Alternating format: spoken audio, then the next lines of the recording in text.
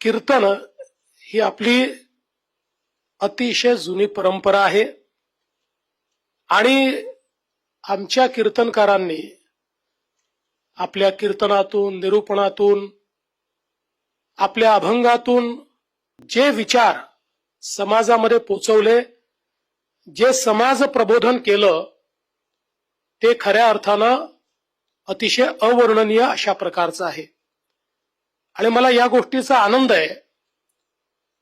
अनेक वेळा लोकांना प्रश्न पडायचा की जग इतक्या झपाट्यानं पुढे चाललेलं आहे, आमची ही परंपरा जिवंत राहील का?